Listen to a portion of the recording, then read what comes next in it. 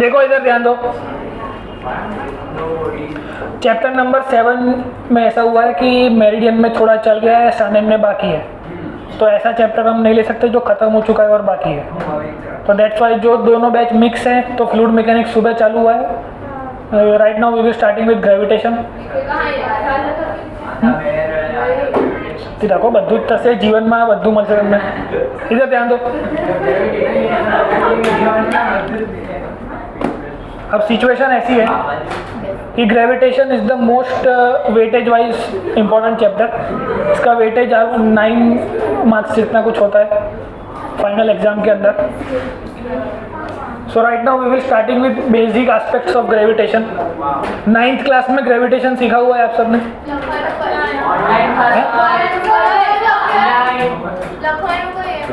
अलग बुक मांगा तो भाग पाड़ दो। मैं 40-50 पेज जो भरी जैसे लो वांधो नहीं, एक बुक अलग असल तो ही चाल से। देखो सिलेबस कंप्लीशन के लिए ऐसा करना ही पड़ेगा। 2 चैप्टर साइमल्टेनियसली चलेंगे, कोई इश्यू नहीं होगा। पर JEE नीट की प्रैक्टिस ज़्यादा हो उसके लिए we are trying to complete our syllabus before 15 January. तो आपका जो फाइनल एग्जाम होता है 11th का वो शायद अप्रैल के आसपास होता है। तो अगर सिलेबस खत्म हो जाएगा तो we can practice more on your JEE and NEET. समझ में आ रहा है? तो right now we are starting with gravitation. इधर ध्यान दो सब लोग। Saumya, what do you mean by gravitation?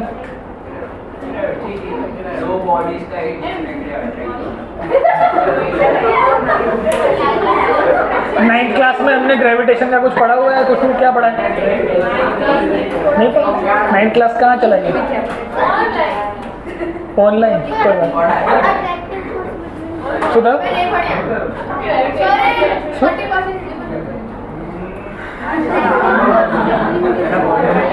थोड़ी जोर के बोल तो समझ पड़े।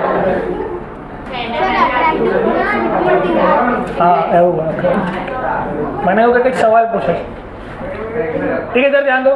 The first theory which we are going to conduct is universal law of gravitation.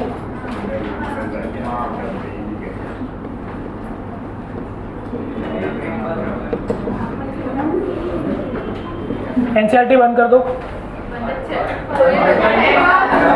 खाली एक बुक, एक नोटबुक खाली बाहर रखो।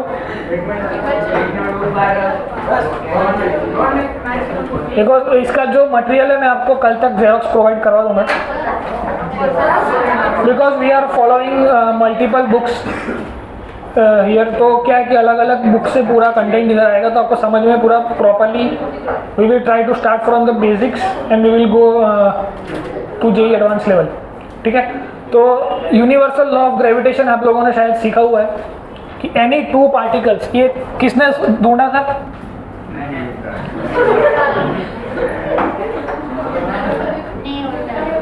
कौन है? न्यूटन ने। वो एग्जाम्पल सबको याद होगा कि एप्पल गिरा और कुछ उसने ढूंढा। तो एकदम बातें बंद, एकदम चुप चाहिए तो ही आगे बढ़ेंगे हम। बातें बंद, एकदम चुप। This chapter is very important for your boards level also and JEE NEET level also. तो इधर ध्यान अच्छे से दो, पूरा लॉजिकली समझो क्या हो रहा है, कैसे हो रहा है। तो एक सीक्वेंस में थोड़ा चेंज है। According to NCERT first there is a theory of Kepler's laws, पर उसको हमने पीछे रखा है।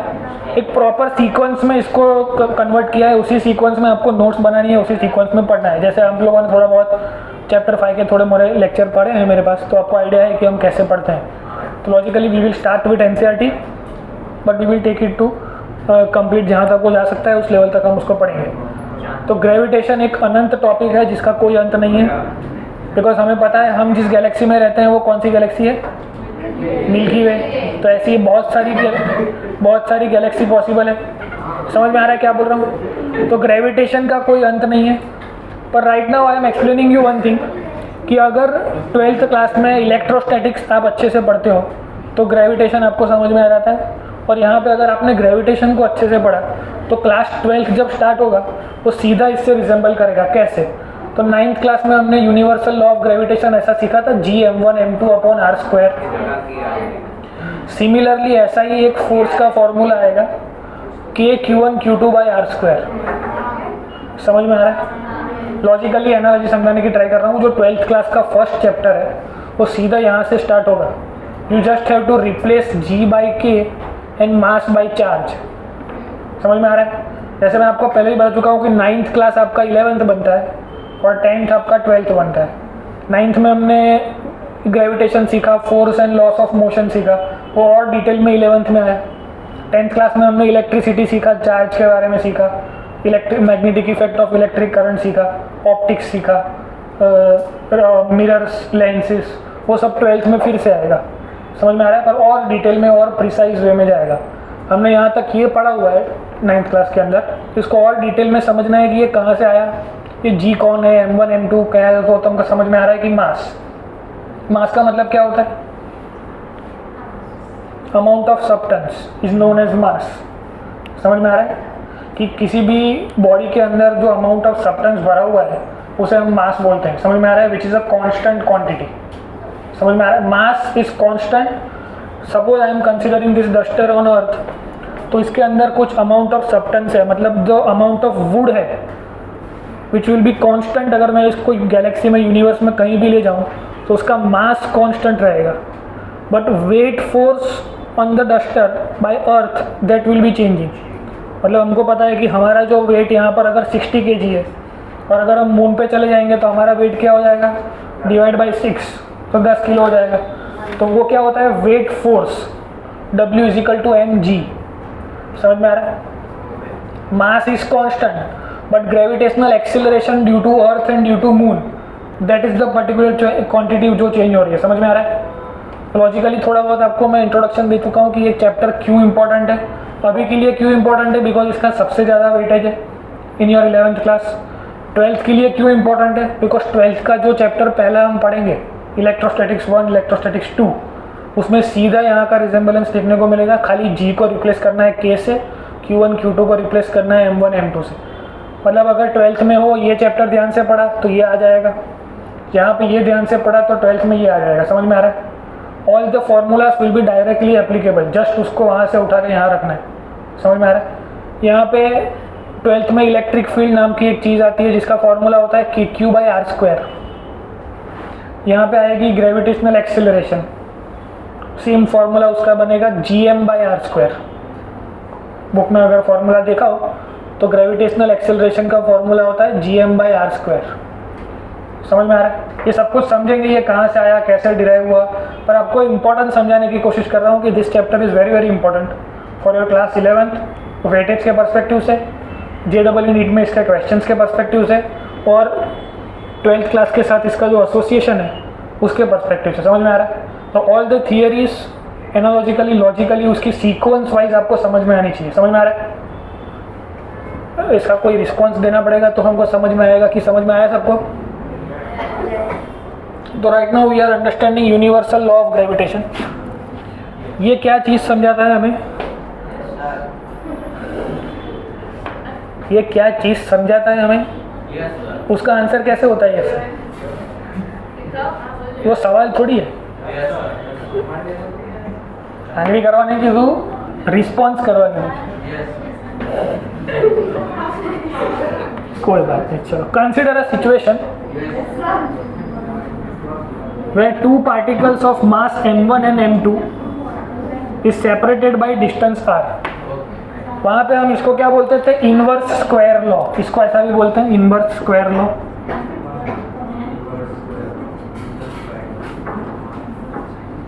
सबको दिख रहा है लॉ क्या लिख रहा हूँ उधर लास्ट बेंच तक?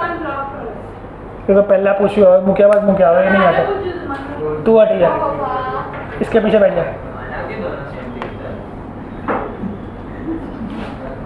तो logically consider a situation where two mass m1 and m2 are separated by certain distance r।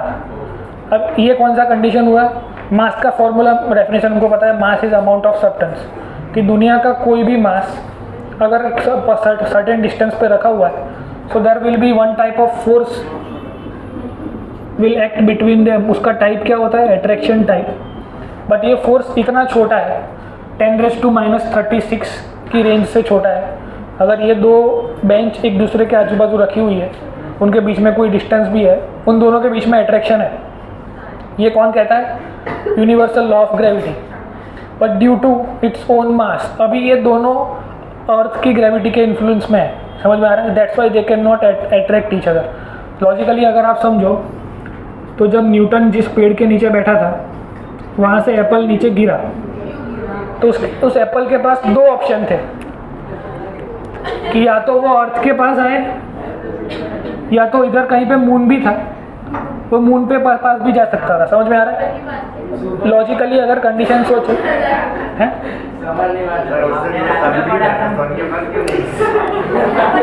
सन बहुत दूर है तो उसके पास बहुत सारे ऑप्शन थे। शांति जीवन में शांति रखो, एक मिनट चुप रहो। तो सिचुएशन क्या होगी, इसके ऊपर अट्रैक्शन फोर्स लगा, वो हमने देखा, और प्रैक्टिकली अभी भी हम किसी चीज़ को फ्री फॉल कराते हैं तो वो अर्थ के पास ही जाता है। But we are not seeing any hand कि इस पेन को खींच के वो नीचे ले जा रहा है, ऐसा कोई हाथ निकल के नहीं आ रहा है अर्थ में से, फिर भी वो चीज़ नीचे जा रही है। तो which is one kind of uncontact non contact force. हमने कुछ कॉन्टैक्ट नॉन कॉन्टैक्ट फोर्स की बात करी चैप्टर नंबर 5 के अंदर, इलेक्ट्रोस्टैटिक फोर्स, फिर ये gravitational force. These are the forces which comes under the category of non-contactual forces, magnetic force। तो विदाउट कॉन्टैक्ट जो फोर्स लगते हैं, फिर कॉन्टैक्ट फोर्स में हमने बात करी थी फ्रिक्शन फोर्स, टेंशन फोर्स, अलग अलग फोर्स की बात करी थी। तो ये सारे फोर्स की बात हमने करी हुई है। तो लॉजिकली हमको पता है कि when the two particles are separated by distance r, then there will be some amount of attraction force between them will exert on each other। But जो फोर्स होगा वो इतना कम होगा कि दोनों पार्टिकल उठ के एक दूसरे की तरफ नहीं जाएंगे, because the force is very less of the range of 10⁻³ something का उसका कुछ रेंज है, वहाँ तक वो कम है ताकि वो दोनों एक दूसरे को अट्रैक्ट नहीं करते हैं। समझ में आ रहा है लॉजिकली? तो इसका स्टेटमेंट क्या है? First of all we will write law का मतलब क्या हुआ, वो एक यूनिवर्सली एक्सेप्टेड ट्रूथ है, we can not deny it. समझ में आ रहा है? इसका एक प्रॉपर प्रूफ है जो साइंटिस्ट की टीम ने दिया हुआ है। इसका और डिटेल में जब टाइम मिलेगा, हमारे पास सिलेबस खत्म हो जाएगा, तो ओनली फॉर इन्फॉर्मेशन दिया हुआ है कि how Newton has predicted this particular aspect where force is proportional to the mass and inversely proportional to the square of distance between them. ये हमारे पास स्टेटमेंट है, और वो स्टेटमेंट आया कहाँ से उसके बारे में हम डिस्कस करेंगे अगर हमारे पास टाइम एक्स्ट्रा बचेगा तो। समझ में आ रहा है? तो logically we will give it 10 lectures time, कि ये पूरा जो 10 नवंबर का टाइम है वहाँ तक हम ग्रेविटेशन को ख़त्म करने का ट्राई करेंगे। अगर एक्स्ट्रा लेक्चर लगते हैं तो फिर उसके बाद हम सोचेंगे, ठीक है? तो right now we have to understand universal law of gravitation. क्या पढ़ रहे हैं हम? बोलना पड़ेगा भाई, रिस्पॉन्स करना पड़ेगा। तो फर्स्ट ऑफ ऑल अगर ये क्वेश्चन पूछा जाता है बोर्ड्स के पर्सपेक्टिव से या स्कूल एग्जाम के पर्सपेक्टिव से, तो आपको कैसे लिखना है? तो कंसीडर अ सिचुएशन, सबसे पहले आपको लिखना है description of the diagram, where you will write consider a situation where we have two masses m1 and m2, they are separated by a distance r, then universal law of gravitation states that, फिर उसका statement लिखेंगे। Statement is given by the force between the two particles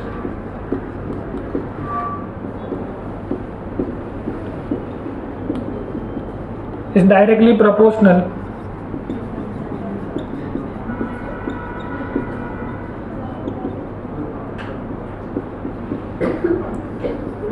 to the multiplication of the masses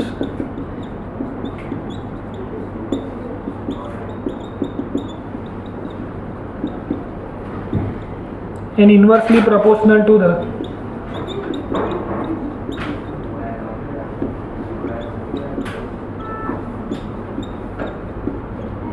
square of distance between them।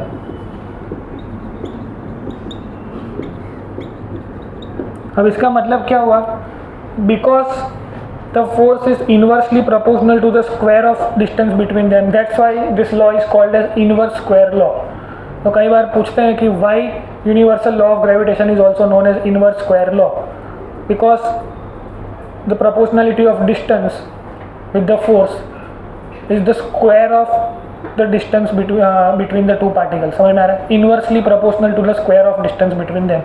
तो what is the procedure to write this particular thing? अभी कुछ लिखना नहीं है, आपको सिर्फ समझना है। तो यूनिवर्सल लॉ ऑफ ग्रेविटेशन उसके हेडिंग में जाएगा, उसके अंदर सबसे पहले डायग्राम, डिस्क्रिप्शन, डिस्क्रिप्शन के बाद उसका स्टेटमेंट जाएगा, स्टेटमेंट के बाद इसका मैथमेटिकल रिप्रेजेंटेशन करेंगे। इसका मैथमेटिकल रिप्रेजेंटेशन क्या होगा? According to the statement, force will be directly proportional to the multiplication of mass and inversely proportional to the square of distance between them. दोनों को कंबाइन करेंगे तो ऐसा कुछ बनेगा। फिर हमने सीखा हुआ है कि प्रोपोर्शनलिटी हटती है तो कोई कांस्टेंट लगता है। लॉजिकली समझते हैं कि ऐसा क्यों होता है। तो भाई consider mass as 2 kg and distance as 1 metre. तो आपका आंसर क्या आना चाहिए? 4 न्यूटन आना चाहिए। ये उसकी थियोरेटिकल वैल्यू हुई, पर प्रैक्टिकली जब उसकी वैल्यू निकाली, 4 Newton is very massive force. अगर 4 न्यूटन है तो वो 2 kg के 2 पार्टिकल कूद के एक दूसरे को अट्रैक्ट करने चाहिए। समझ में आ रहा है? 4 Newton is very massive number, वो बड़ा नंबर। समझ में आ रहा है कि इतना अगर फोर्स है तो 2 चीज़ों को अट्रैक्ट हो जाना चाहिए। पर right now we are observing कि ये दोनों बेंच एक दूसरे को अट्रैक्ट नहीं कर रही है, विच मीन्स कि थियोरेटिकल वैल्यू में कुछ एरर है। समझ में आ रहा है? तो वो एरर कहाँ से मिली? ये हर बार प्रैक्टिकल करा गया, हर बार प्रैक्टिकल वैल्यू मिलती गई। सपोज लॉ का मतलब क्या हुआ? मैंने आपको बताया कि लॉ इज एक्सपेरिमेंटल प्रूफ, मतलब हज़ारों बार लाखों बार एक्सपेरिमेंट कर करके उसको प्रूफ किया गया है कि भाई this is always true for this condition. समझ में आ रहा है? तो हज़ारों बार प्रैक्टिकल की अलग अलग वैल्यू आई और उसमें हर बार मतलब इसमें 2 न्यूटन लिया, कभी मैंने इसको 3 कर दिया, इसका डिस्टेंस चेंज किया, तो अलग अलग थियोरेटिकल वैल्यू मिलेगी। हर बार प्रैक्टिकल और थियोरेटिकल वैल्यू का जो डिफरेंस आया विच वॉज कॉन्स्टेंट। समझ में आ रहा है क्या बोल रहा हूँ? लॉजिकली हर बार प्रैक्टिकल वैल्यू और थियोरेटिकल वैल्यू में कुछ डिफरेंस था, वो हम निकालेंगे। इसको मैंने पहले 2 लिया, इसको 1 लिया, तो उसका कुछ थियोरेटिकल आंसर आया 4। उसी केस में उसका प्रैक्टिकल आंसर भी आया विच वॉज 10⁻⁻36 की रेंज का था, मतलब बहुत छोटा फोर्स था। इन रियलिटी प्रैक्टिकली जब मैंने ऑब्जर्व करके देखा तो that force was very less. समझ में आ रहा है? तो हर बार इन दोनों का मैं डिफरेंस निकालूंगा तो एक नंबर मिलेगा। समझ में आ रहा है क्या बोल रहा हूँ? That number was constant all the time because this is a law is always constant. तो वो जो कॉन्स्टेंट आया वो अर्थ की वजह से एक ग्रेविटेशनल कांस्टेंट जी लग रहा है। समझ में आ रहा है? जो ढूंढा था हेनरी कैवेंडिश करके, वो आपका एक एडिशन है, 9th क्लास में वो नहीं था। ये सब कुछ 9th क्लास का एक रिवीजन टाइप समझो उसको। 11th क्लास के पर्सपेक्टिव से क्या आएगा? यूनिवर्सल लॉ ऑफ ग्रेविटेशन का वेक्टर फॉर्म। समझ में आ रहा है? This is your 9th class theory. Simple उसी पर्सपेक्टिव से उसी पैटर्न में पढ़ना है, उसी पैटर्न में लिखना है। 2 मार्क्स या 3 मार्क्स में पूछते हैं कि define universal law of gravitation. अगर 4 मार्क में पूछना है तो पूछेंगे define vectorially universal law of gravitation, तो उसका वेक्टर फॉर्म दिखा के प्रॉपरली उसको करना है।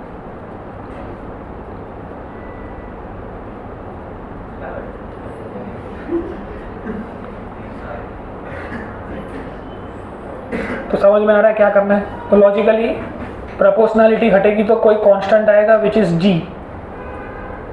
वो जी कहाँ से आया? थियोरेटिकल वैल्यू और प्रैक्टिकल वैल्यू का डिफरेंस है, और हर बार जब प्रैक्टिकल किया गया तो हर बार वो डिफरेंस दिखा। समझ में आ रहा है? लॉजिकली मैं थियोरेटिकल लिख रहा हूँ कोई भी वैल्यू लेके, इस बेंच का मास मुझे पता है, उस बेंच का मास पता है, उसका डिस्टेंस भी पता है, उसको लिख दूंगा तो फोर्स की एक वैल्यू मिलेगी। उतने फोर्स के लिए तो वो दोनों अट्रैक्ट करने ही चाहिए, लेकिन नहीं कर रहे हैं, then which means practical value कुछ अलग होगी। समझ में आ रहा है? तो प्रैक्टिकल वैल्यू किसी भी तरीके से हमने फाइंड करी, फिर उसका डिफरेंस निकाला। ऐसा बहुत बार करके देखा, अलग अलग वैल्यू के लिए, अलग अलग चीज़ों के लिए। तो हर बार जो डिफरेंस आया वो एक कांस्टेंट नंबर ही आया। दैट वी हैव एक्सेप्टेड कि ये थियरी में कोई चीज़ कम थी, वो हमने बाद में उसमें ऐड करी। समझ में आ रहा है? In terms of G. Logically सबको समझ में आ रहा है क्या चल रहा है? तो G is called as universal gravitational constant, जिसका वैल्यू कितना है? 6 बोल भाई 6.67 इंटू जो बुक में जो तो खोल है, इसका यूनिट क्या होगा?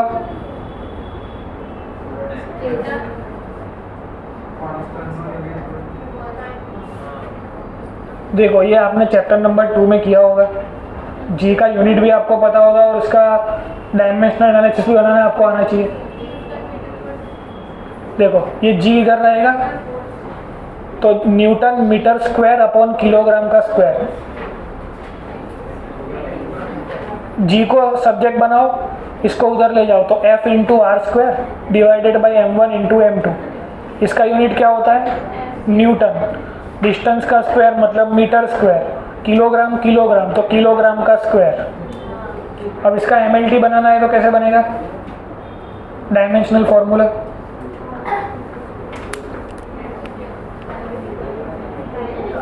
सुना मत बोली छोकरी ने तारू तारू આ પી પરથી કંઈક નામ હતું આ પેલી આ મેગીની બાજુમાં પ્રાંજલ પ્રાંજલ અહીંયા આગળ આવી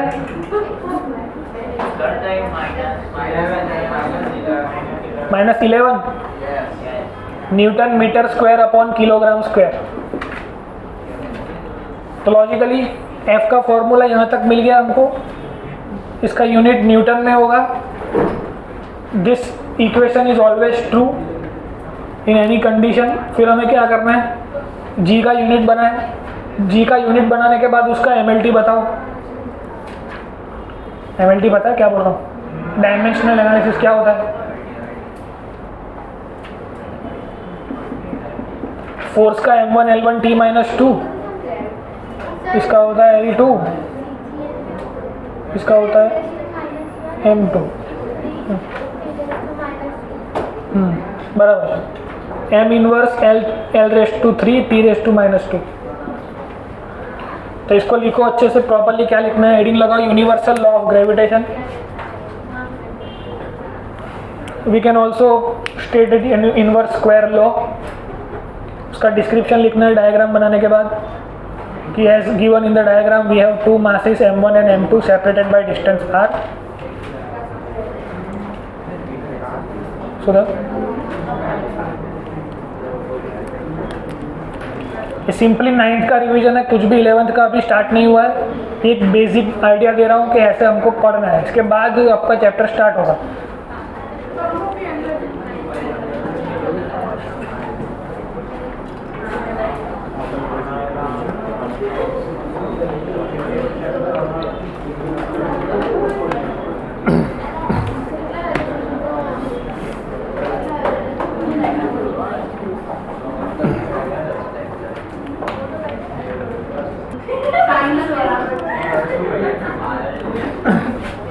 चलो आप कुछ सवाल के जवाब दो। डिस्टेंस फॉर्मूला पता है?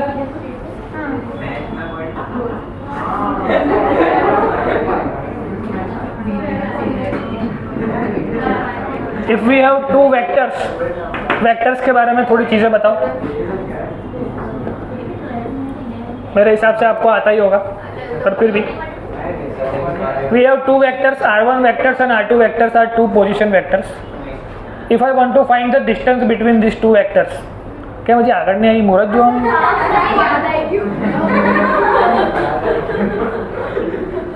चलो वेदांत क्या होगा फॉर्मूला?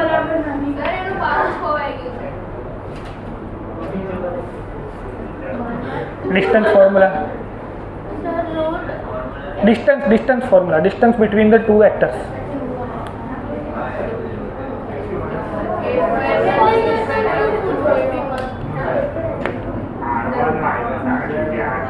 बस है। R1 वेक्टर जो पोजीशन वेक्टर है उसके दो कंपोनेंट होंगे x1 y1, इसके भी दो कंपोनेंट होंगे x2 y2। उन दोनों के बीच का डिस्टेंस। ये समझ में आ रहा है क्या बोल रहा हूँ? देखो एक बार लिख के बता देता हूँ। R1 पोजीशन वेक्टर जिसके कंपोनेंट है x1 y1, R2 position vector जिसके कंपोनेंट है x2 y2। अब इन दोनों का डिस्टेंस निकालना है which is known as R12 vector. वो कैसे मिलेगा? 1 - 2 1 - 2। अगर R21 लिखा है तो 2 - 1। लॉजिकली समझ में आ रहा है क्या बोल रहा हूँ? किसको नहीं समझ में आ रहा है? तो इसको बोलते हैं distance formula to find the distance between two position vectors. सबको समझ में आएगा? अब है वो ऐसे अगर मैं लिखता हूँ R21 तो लिख सकते हैं R2 - R। એવું કોઈ નિયમ નથી, આપણી મરજી પ્રમાણે તને જેવું ગમે, जिसके रिस्पेक्ट टू जिसको फाइंड करते हो डिस्टेंस डिस्टेंस यहाँ से यहाँ का भी मिलता है, डिस्टेंस अहमदाबाद से बड़ौदा का भी मिलता है, बड़ौदा से अहमदाबाद का भी मिलता है, पर दोनों सेम ही होते हैं। समझ में आ रहा है क्या बोल रहा हूँ? तो लॉजिकली दोनों एक ही बात है, पर डिपेंड करता है आपको किस में से किसको माइनस करना है, जिसकी जैसी श्रद्धा। तो इसको बोलते हैं distance formula, distance between the two vectors. Now how to find modulus of the vector. इन दोनों को कॉमनली हम बोलेंगे आर वेक्टर। तो आर वेक्टर का मॉड्यूलस कैसे मिलता है? Magnitude of the vector.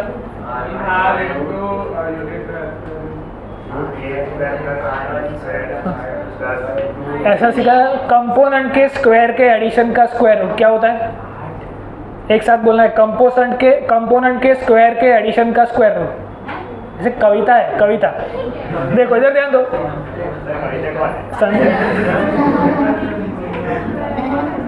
इधर ध्यान दो। कोई भी वेक्टर के पास कंपोनेंट होंगे तो कंपोनेंट के स्क्वायर के एडिशन का स्क्वायर रूट। समझ में आ रहा है? कंपोनेंट के स्क्वायर के एडिशन का square root which is known as magnitude of the vector. ये लॉजिकली समझ में आ रहा है क्या बोल रहा हूँ? दिया और करिए। अगर 3 कंपोनेंट है एक्स वाई जेड, तो X square plus Y square plus Z square करेंगे। समझ में आ रहा है?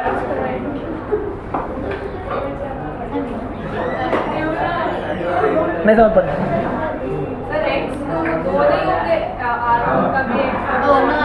हाँ, इन दोनों को हमने सब्ट्रैक्ट करा है, तो उन दोनों का डिस्टेंस ये मिला आर वेक्टर। ये डिस्टेंस फॉर्मूला से मैंने ढूंढा are vector. x2 minus x1 suppose मान लो x आया, y2 माइनस y1 किया तो मान लो y आया। समझ में आ रहा है? सबसे पहले मैंने क्या पूछा कि भाई 2 पोजीशन वेक्टर है। इधर ध्यान दो, सबसे पहले एक बार समझ लो कि एक पोजीशन वेक्टर दूसरा पोजीशन वेक्टर, दोनों का डिस्टेंस निकाला विच इज दिस। उन दोनों को मैंने कॉमनली मान लिया r और उससे कोऑर्डिनेट्स मान लिए x y। अब इस पर्टिकुलर वेक्टर के अगर मुझे मॉड्यूलस निकालना है तो कैसे मिलेगा? कंपोनेंट के स्क्वायर के एडिशन का स्क्वायर रूट। ये कविता सबको याद होनी चाहिए। क्या है कविता है? तो हमेशा हमको क्या चीज़ें आनी चाहिए वेक्टर में? एक तो डिस्टेंस फॉर्मूला पता होना चाहिए, एक मॉड्यूलस निकालना आना चाहिए। अब इन दोनों का यूज करके क्या बनता है? Unit vector. What do you mean by unit vector? किसी को आइडिया है कुछ?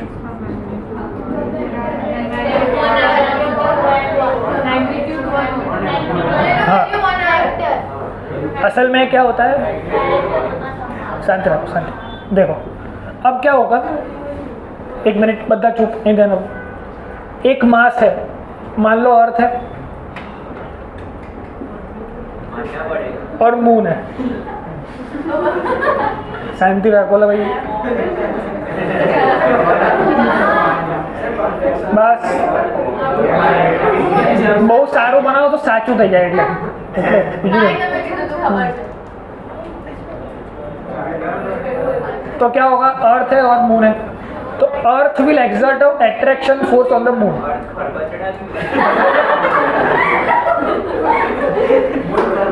तारे लगन करवा है जोड़े खाली जो हमारा 2 मिनट जतु रहશે, समझवा पर फोकस कर।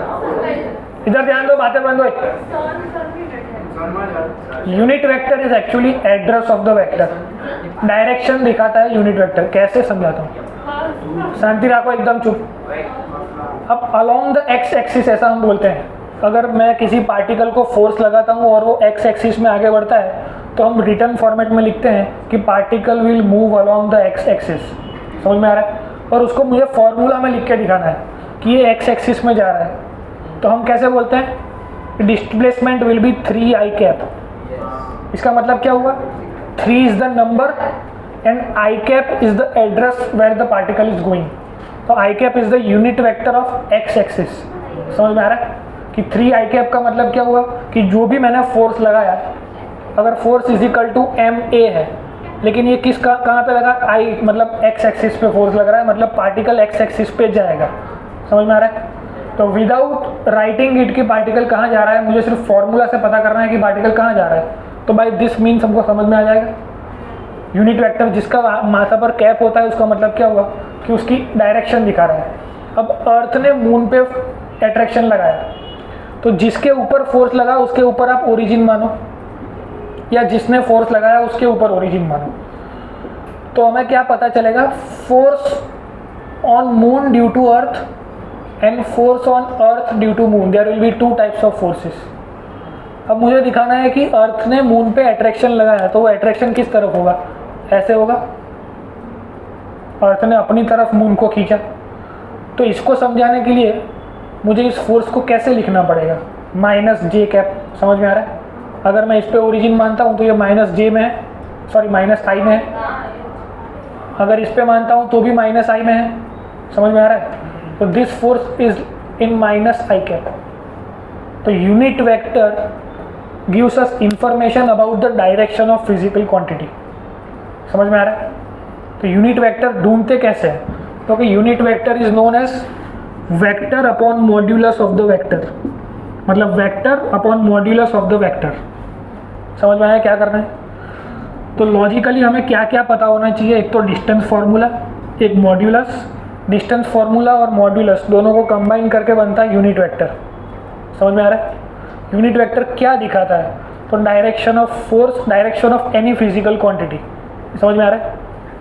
लॉजिकली सबको समझ में आया यूनिट वेक्टर क्या है। तो यूनिट वेक्टर आई कैप, जे कैप, जेड कैप जो भी आप लिखते हो, अब ये एक्स वाई प्लेन में है, तो इसका सब्ट्रैक्शन होके ये जो एक्स वाई आया इसको ऐसे लिख सकता हूँ, एक्स आई कैप प्लस वाई जे कैप, समझ में आ रहा है। तो इसका जो डिस्टेंस है वो एक्स वाई प्लेन में है, समझ में आ रहा है। तो unit vector is very important when we are talking about vector quantities, समझ में आ रहा है। तो कोई भी चैप्टर नंबर 5 में हमने क्या सीखा, कंपोनेंट हमको वेक्टर के निकालने आने चाहिए, कि अगर कोई फोर्स परपेंडिकुलर है तो पूरा का पूरा फोर्स लगेगा। देखो वर्क पावर एनर्जी में हमने ऐसा सीखा कि अगर किसी पार्टिकल को फोर्स लगाएंगे उसका कुछ डिस्प्लेसमेंट होगा, तो work done can be defined as F dot D.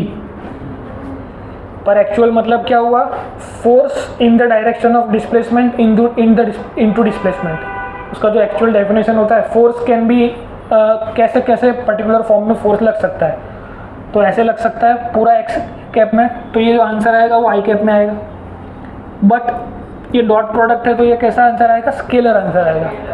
पर फोर्स कैसा लग रहा है, आई कैप में। लॉजिकली फोर्स में समझा पा रहा हूँ कि वो आई कैप में लग रहा है। अब फोर्स ऐसे भी तो लग सकता है, समझ में आ रहा है। पर पार्टिकल जा रहा है एक्स एक्सिस पर, तो फोर्स अपने ओरिजिनल जो डायरेक्शन थी उससे उसने थीटा एंगल बनाया, तो इसके मुझे कंपोनेंट निकालने हैं। तो क्या कंपोनेंट बनेगा, एफ का थीटा वाला कंपोनेंट एफ कॉस और ऊपर वाला कंपोनेंट एफ साइन। समझ में आया क्या हुआ। तो वेक्टर के अंदर हमें क्या क्या चीज़ें आनी चाहिए, तो एक तो डिस्टेंस फार्मूला आना चाहिए, मॉड्यूलस निकालना आना चाहिए, यूनिट वेक्टर निकालना आना चाहिए। यूनिट वेक्टर का मतलब समझ में आना चाहिए कि इसका मतलब होता है कि वो किस डायरेक्शन में जा रहा है, समझ में आ रहा है। मॉड्यूलस मतलब उसका वैल्यू, नंबर। और डिस्टेंस फार्मूला, इसका हम बोलते थे सब्ट्रैक्शन ऑफ वेक्टर, पर असल में ये distance between the two vectors है, समझ में आ रहा है। टू पोजीशंस, ये हुआ इसका position vector with respect to origin, कि ओरिजिन से कहाँ पे है, ये हुआ ये ओरिजिन से कहाँ पे है, पर ये दोनों एक दूसरे के रिस्पेक्ट टू कहाँ पे है वो हमें ये बताएगा, समझ में आ रहा है। लॉजिकली सब कुछ समझ में आ रहा है। तो वेक्टर्स के अंदर हमें क्या क्या समझ में आना चाहिए, एक तो distance formula, modulus of vector, unit vector, plus how to find the component of the vector. अगर ये किसी को नहीं समझ में आया तो फिर से करा रहा हूँ, समझ में आया सबको कैसे करना है ये।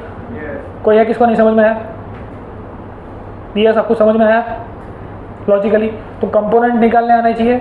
Without this you won't be able to explain, या फिर समझ नहीं पाओगे उस चीज़ को जो वेक्टर फॉर्म में हमें ये समझना है। यूनिवर्सल लॉ ऑफ ग्रेविटेशन तो हमने सीख लिया कि भाई G(m1 m2/r², पर वो सेंट्रल फोर्स है, एक्शन रिएक्शन पेयर है। न्यूटन्स थर्ड लॉ का एक बहुत अच्छा एग्जाम्पल है, वो कैसे समझेंगे, वेक्टर फॉर्म से, समझ में आ रहा है। तो that's why we have to understand vector form. पर वेक्टर फॉर्म करने से पहले चैप्टर 4 के इतने एस्पेक्ट्स हमको समझ में आते हैं तो वेक्टर फॉर्म समझ में आएगा, समझ में आ रहा है। तो लॉजिकली सिर्फ वेक्टर्स, बेसिक्स ऑफ वेक्टर्स लिखो, उसमें लिखो distance formula, modulus of vector, unit vector and how to find the component of the vector.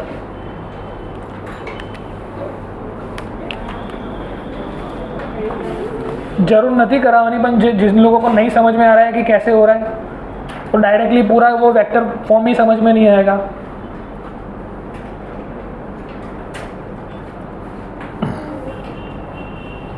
तो दीज आर द बेसिक्स। अभी तक चैप्टर स्टार्ट नहीं हुआ है, ये सब बेसिक्स है जो इस चैप्टर को समझने के लिए आपको आना ही चाहिए।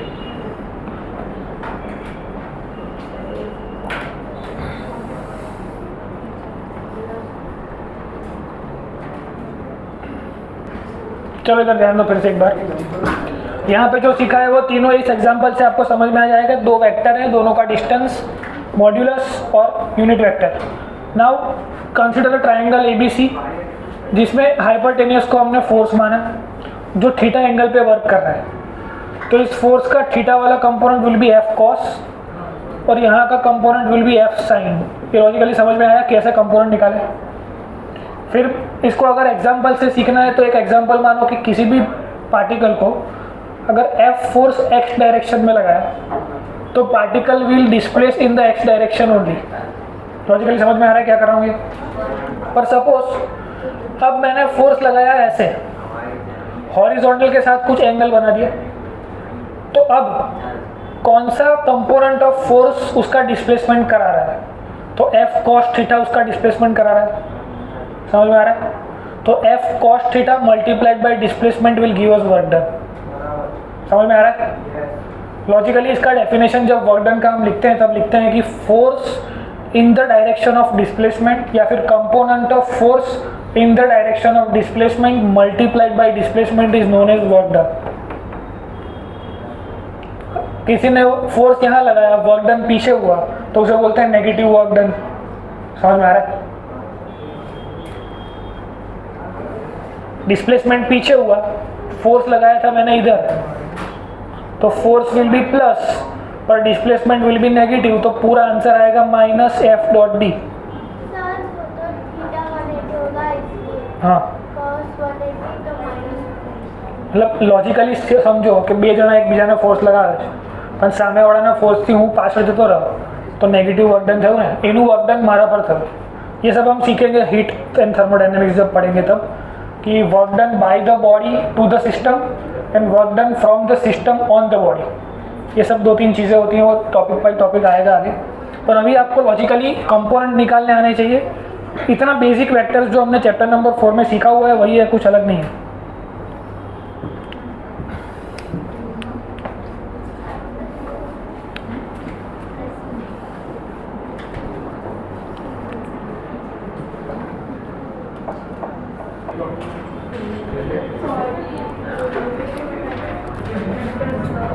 Vector form of universal law of gravitation.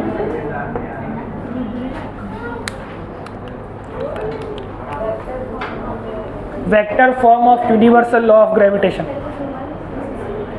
मतलब 4 मार्क्स में कोई थियरी आती है तो हमको इतना पूरा लिखना पड़ेगा। सेम चीज़ें जो हमने अभी इसके पहले की थियरी में करी, सेम बातें करनी है। बट बिफोर M1 और M2 पार्टिकल कहाँ पे है उसकी चिंता हम नहीं कर रहे थे, बिकॉज वो सब कुछ स्केलर में चल रहा था। Right now in the vector condition M1 कहाँ पे है, M2 कहाँ पे है, उसकी बातें करनी पड़ेगी। समझ में आ रहा है क्या बोल रहा हूँ? तो in an any Cartesian coordinate system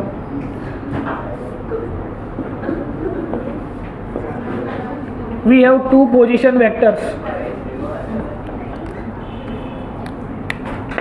इधर पार्टिकल M1 पड़ा हुआ है, इधर M2 पड़ा हुआ है, R2 वेक्टर और R2 वेक्टर पे, R1 वेक्टर पे। Now logically we know that कि the gravitational gravitational attraction force will be acting between the 2 particles. और वो अट्रैक्शन कितना कैसा होगा, तो कभी ऐसा ही होगा। इधर ध्यान दो, इस पार्टिकल को अगर मैं पकड़ के रखूं तो वो इसको अपनी तरफ खींचेगा। समझ में आ रहा है? तो this is the direction of attraction. अगर 2 को पकड़ के रखूं तो वो 1 को अपनी तरफ खींचेगा। समझ में आ रहा है? और अगर 1 को पकड़ के रखूं तो वो 2 को अपनी तरफ खींचेगा। तो logically there will be 2 forces. इधर एक फोर्स है F12 कि फोर्स ऑन 1 ड्यू टू 2, समझ में आ रहा है?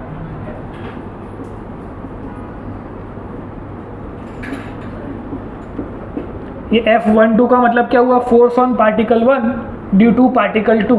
मतलब जब 1 को पकड़ के रखा तो उसके ऊपर कौन सा फोर्स लगा? F12 vector. समझ में आ रहा है क्या बोल रहा हूँ? फिर जब 2 को पकड़ के रखा तो उसके ऊपर कौन सा फोर्स लगा? F21। लॉजिकली समझ में आ रहा है क्या बोल रहा हूँ? तो उसके ऊपर फोर्स लगा F21 vector, force on 2 due to 1। Simple. तो 2 को जब पकड़ के रखेंगे तो 1 को खींचेगा अपनी तरफ, जब 1 को पकड़ के रखेंगे तो वो 2 को अपनी तरफ खींचेगा। इसमें चेंज क्या हुआ इस थियरी के अंदर? तो जब पिछली थियरी में हमने बात करी तो M1 M2 आर्बिटरी कहीं पे थे, उनके बीच का डिस्टेंस भी कोई भी था। पर राइट नाउ अब सब चीज़ों को हमें अच्छे से डिफाइन करना पड़ेगा कि हम कौन से फोर्स को डिफाइन कर रहे हैं, उसको अच्छे से समझाना पड़ेगा। If I am defining F12 तो डिस्टेंस कौन सा होगा इन दोनों के बीच का? R12। समझ में आ रहा है? लॉजिकली देखो, we know that from the universal law of gravitation F12 can be explained as G M1 M2 upon R12 vector का स्क्वायर R12 का कैप। अब लॉजिकली समझो कि R12 मतलब डिस्टेंस बिटवीन देम का स्क्वायर। ये डिस्टेंस फॉर्मूला हुआ, हमको निकालना आता है। R12 वेक्टर कैसे निकालते हैं भाई? R1 vector minus R2 vector which will give us the answer about R12 vector. R12 का कैप कैसे निकालते हैं? Unit vector simple, R12 vector upon R12 vector का मोड। समझ में आ रहा है? Why we have to revise that particular part of vectors, because वो नहीं आता होगा तो ये बिल्कुल समझ में नहीं आएगा क्या हो रहा है। सिंपल हमको डायग्राम बनाना है, डायग्राम का डिस्क्रिप्शन लिखना है कि as given in the any Cartesian coordinate system the particle M1 is situated at the R1 vector and particle M2 is situated at the R2 vector। फिर दूसरे पैराग्राफ में लिखना है F12 के बारे में कि if I consider M1 particle as stationary तो M1 particle will attract M2 particle towards it so that the force on the 1 due to 2 will be explained as F12 vector. मतलब 1 को पकड़ के रखेंगे तो 2 को अपनी तरफ बुलाएगा। समझ में आ रहा है? और 2 को पकड़ के रखेंगे, दोनों में से किसी एक एस्पेक्ट को समझो, दूसरा उसका उल्टा होगा। तो right now we are considering F12 vector. जब आप लोग लिखोगे तो आप 2-1 के परस्पेक्टिव से लिखना। सिंपल। अभी कुछ लिखना नहीं है, इधर ध्यान दो। समझना क्या है डायग्राम को अच्छे से समझा कि 2 पार्टिकल्स हैं सिचुएटेड एट 2 डिफरेंट वेक्टर्स। ये R1 और R2 क्या इंफॉर्मेशन दे रहा है? M1 की position with respect to origin. R2 क्या बोल रहा है? M2 की position with respect to origin. But इन दोनों का डिस्टेंस कौन बता रहा है? R12 vector. समझ में आ रहा है लॉजिकली? तो R12 वेक्टर, ये R12 वेक्टर क्या दिखाएगा? ऐसा होगा R12 वेक्टर की डायरेक्शन। समझ में आ रहा है? Because force is acting from 2 to 1। 1 को पकड़ के रखूंगा तो F12 कैसा है? ऐसे खींच रहा है। नहीं, फोर्स ऑन 1 ड्यू टू 2 ऐसे, फोर्स ऑन 1 ड्यू टू 2 ऐसे है। कोई कंफ्यूजन? कि पार्टिकल 1 को 2 इस तरफ खींच रहा है। समझ में आ रहा है? तो R12 की डायरेक्शन अगर ये है, इसका मतलब ये जो यूनिट वेक्टर है, ये डायग्राम में आप देख के बोल सकते हो कि 1 2 की तरफ जा रहा है। लेकिन अगर किसी को विदाउट डायग्राम बताना है कि ये क्या सिचुएशन है, तो यहाँ से पता चलेगा कि भाई gravitational force between the 1 and 2 particle is G M1 M2 upon उन दोनों के डिस्टेंस का स्क्वायर। और वो ये यहाँ पे जा रहा है कि वो यहाँ पे आ रहा है, वो ये बता रहा है। समझ में आ रहा है कि जो इन दोनों के बीच का जो फोर्स है उसका डायरेक्शन ऐसा है कि जब 2 को पकड़ के रखूँगा तो 1 उसकी तरफ जाएगा। मतलब force on 1 due to 2 is F12। सबको लॉजिकली समझ में आ रहा है क्या बोल रहा हूँ? तो ये R12 कैप क्या है? Direction of force. मतलब एक फोर्स ऐसा भी है और एक ऐसा भी है। अगर 1-2 का डायरेक्शन अगर ये है तो 2-1 का क्या हो जाएगा? ऑपोजिट। समझ में आ रहा है क्या बोल रहा हूँ? तो सिंपल लॉजिकली हमें एक्सप्लेनेशन समझ में आया। यहाँ पे मैंने ऐसा बताया हुआ ही है डायरेक्शन। ये जो एरो है वो F12 का डायरेक्शन है और ये जो एरो है वो F21 का डायरेक्शन है। सिंपल। तो लॉजिकली हमको क्या क्या चाहिए, तो डिस्टेंस फॉर्मूला से हमें डिस्टेंस मिलेगा। इसको जनरली कंफ्यूजन ना हो इसके लिए हम आर वेक्टर मान लेते हैं। जब आप लोग R21 करोगे तो उसको भी हम आर वेक्टर मान लेंगे। अब दोनों की वैल्यू इसमें पुट करो तो क्या आंसर आएगा, फॉर्मूला में चेंज आएगा कुछ?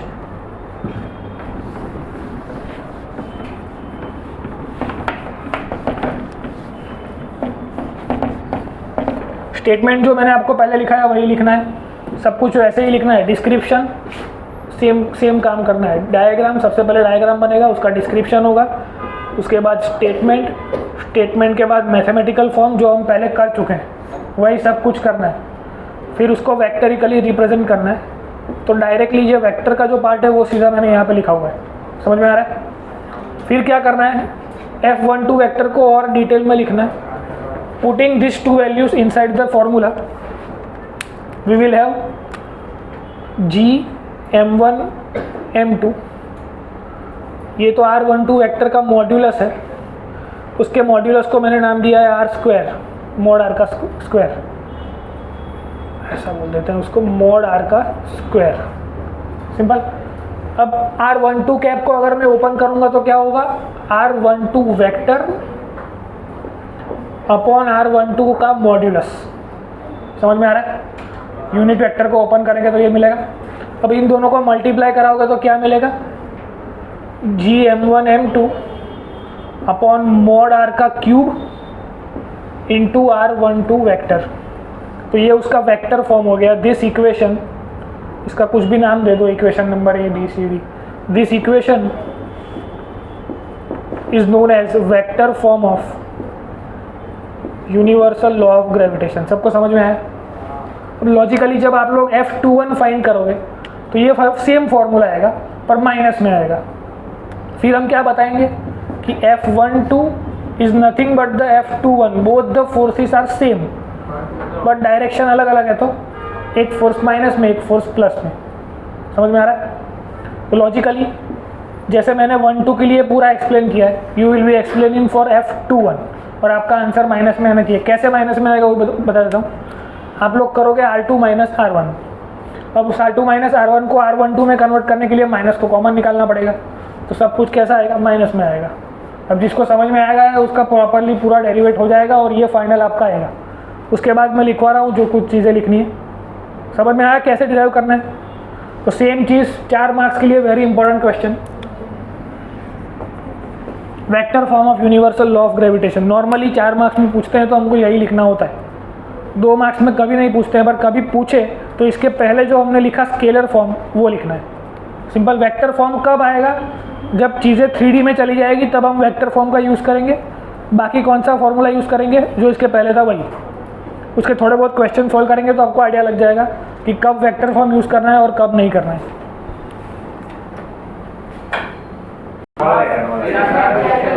चलो इधर ध्यान दो, 1 मिनट बस, ओए बस।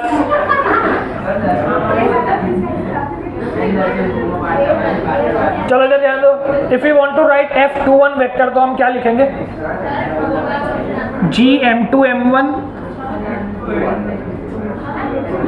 इंटू R21 का कैप अपॉन R21 के वेक्टर का स्क्वायर। अब सिचुएशन क्या होगी, when we are finding R21 vector तो R2 माइनस R1 बनेगा। अब हमें क्या करना है, I have to make this equation look like this. इसको ऐसा बनाना है तो क्या करना है, इधर ध्यान दो, कोई बात नहीं करो भाई। जिसको समझ में आ गया वो एटलीस्ट चुप बैठ, तो जिसको नहीं आया उसको समझ में आया। अब इसमें से माइनस कॉमन निकालो तो it will become R1 vector minus R2 vector. Simple. Logically समझ में आ रहा है क्या किया, नहीं समझ में आया? R21 का माइनस R2 माइनस R1 होगा। अगर इसमें से माइनस निकाल लो तो ऐसा दिखेगा कुछ, अगर माइनस को अंदर डालो तो सेम ऐसा दिखेगा वापस। R1 माइनस हो जाएगा, ये माइनस माइनस प्लस हो गया, R2 हो जाएगा। तो दोनों एक ही टर्म है, समझ में आ रहा है? तो R21 की जगह मैं इसको लिख सकता हूँ यहाँ पे। ये कौन है, R12, which means minus R12 vector, which means ये पूरा इक्वेशन क्या बन गया, माइनस GM1 M2 R12 का कैप अपॉन R12 वेक्टर का स्क्वायर। अब ये तो हमने देखा हुआ है, ये कौन है F12, तो F21 is nothing but minus of F12, मतलब दोनों फोर्स सेम है, खाली डायरेक्शन अलग अलग है। वो तो लॉजिकली दिख रहा है डायरेक्शन अलग अलग है। अब लिखना है कि the gravitational force is a central force. इसके पोस्टुलेट्स लिखना है कि ये ग्रेविटेशनल फोर्स कैसा है।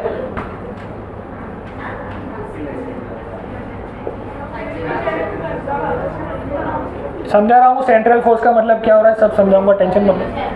Gravitational force is a central force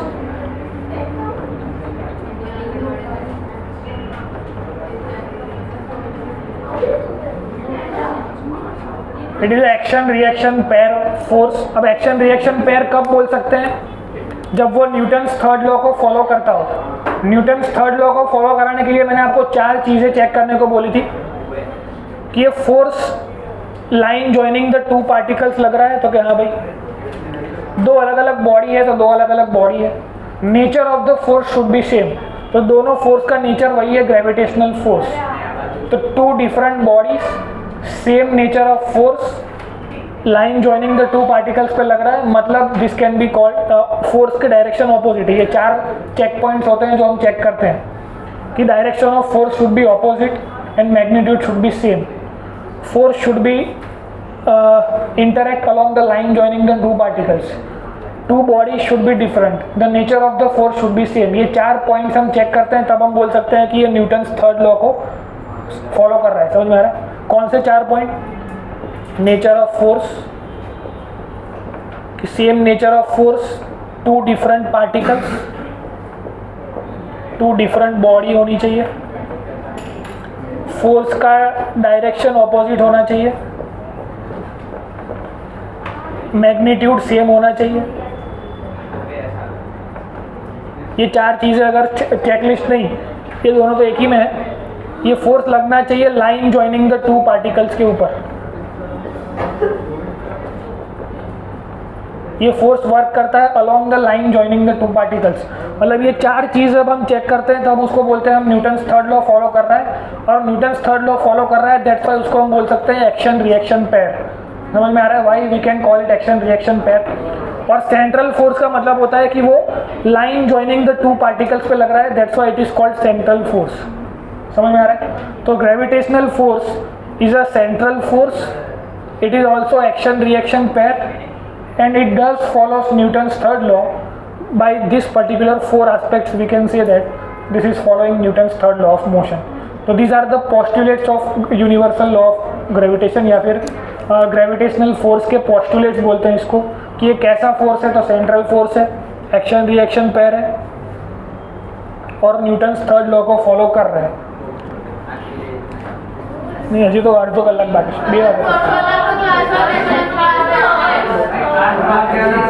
एकदम સિમ્પલ છે 2 વાગ્યા સુધીનું કમિટમેન્ટ હતું 2 કલાકનું है। चलो सबसे पहले क्वेश्चन समझो कि 2 spheres of radius r is attached to each other, then the gravitational force between them will be directly proportional to 1 upon r square, r raised to 4, r square, or none of the above. None of the above हो तो पूछू क्यों लेगा?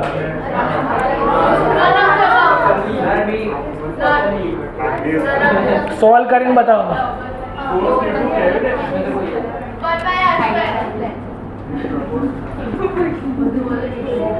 Radius r, mass m, and density rho is attached to each other, then find the gravitational force 1 by r square.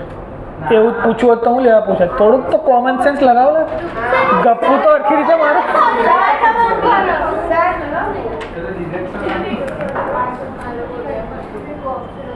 આનો જવાબ આલીને આપ।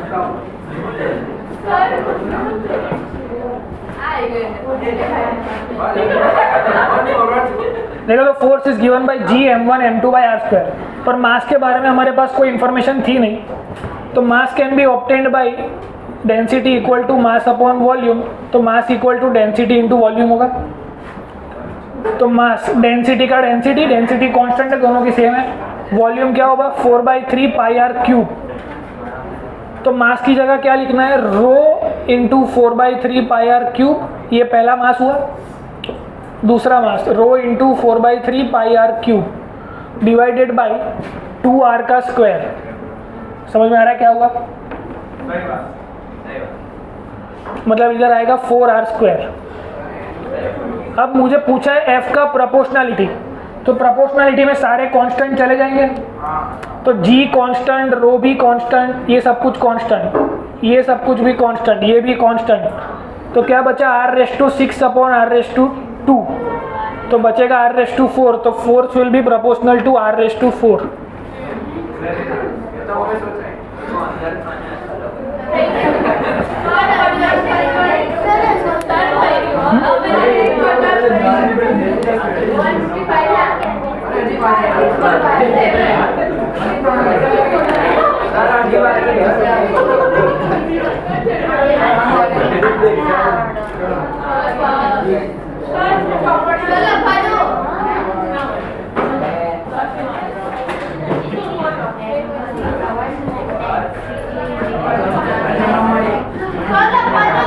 अरे diagram तो बना लेसन तो बना ले।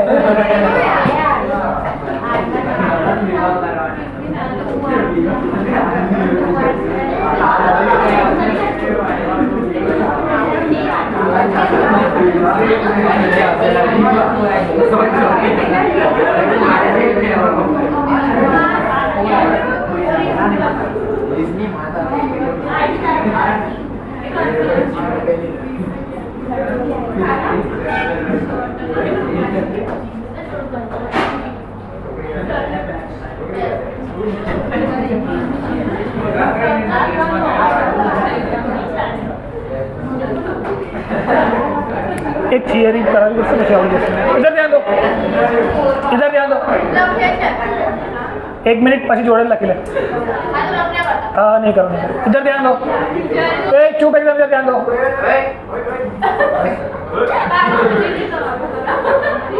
हमने काम किया m1 और m2 पार्टिकल के बीच का फोर्स फाइंड किया। अब व्हाट इफ हमारे पास 3, 4, 5 मल्टीपल पार्टिकल्स हो तो क्या होगा? तो अगर पूछा कि फाइंड करो force on 1 due to all the other particles, तो इसके ऊपर फोर्स लगेगा। एक तो 1 के ऊपर 2 की वजह से फोर्स लगा F12, एक और फोर्स लगा विच इज F13। तो F1 पे लगने वाले टोटल फोर्स कितने होंगे? F12 vector plus F13 vector. इसका फॉर्मूला क्या बनेगा? Gm1m2 बाई R12 का स्क्वायर। इसका फॉर्मूला क्या बनेगा? Gm1m3 बाई R13 का स्क्वायर। समझ में आ रहा है क्या बोल रहा हूँ? कुछ समझ में नहीं आया?